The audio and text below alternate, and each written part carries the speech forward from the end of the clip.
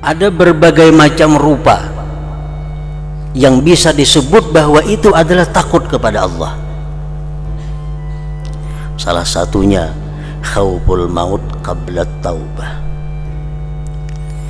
Orang ini takut inya mati sebelum tobat.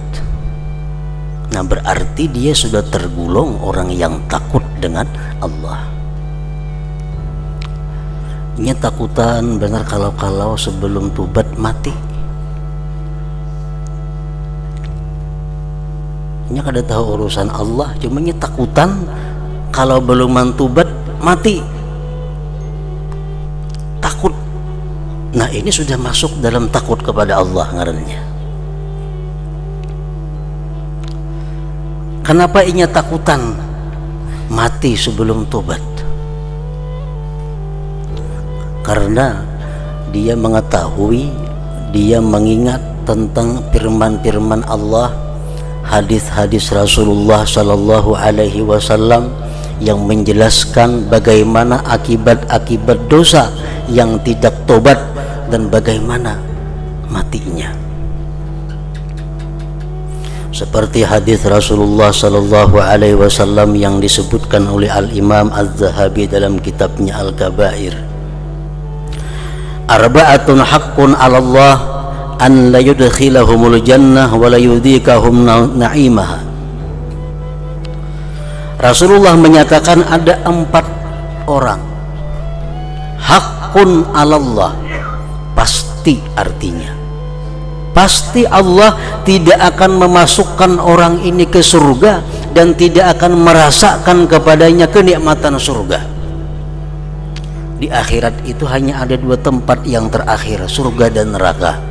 Bila kada ke surga berarti ke neraka tuh. Di tengah-tengah tuh kada ada. Ada hanya sementara disebut al-a'rab.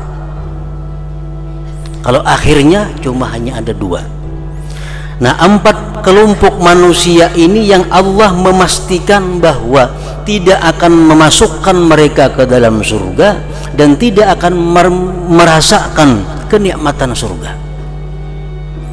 Pertama, mudminu khamrin, orang yang suka minum yang memabukkan.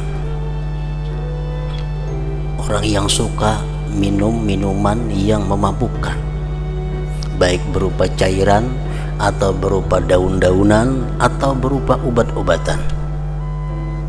Suka.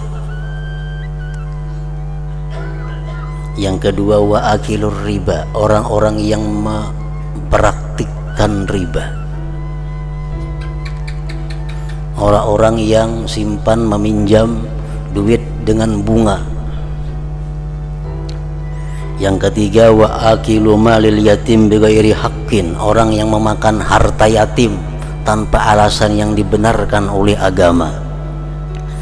Wal aqli walidai, orang yang durhaka kepada kedua orang tuanya. Itu 4 orang tersebut dipastikan oleh Allah tidak akan masuk surga dan tidak akan merasakan nikmatnya surga. Illa ayyatubu, kecuali mereka tobat sebelum mati. Nah, peminum arak tapi inya tobat.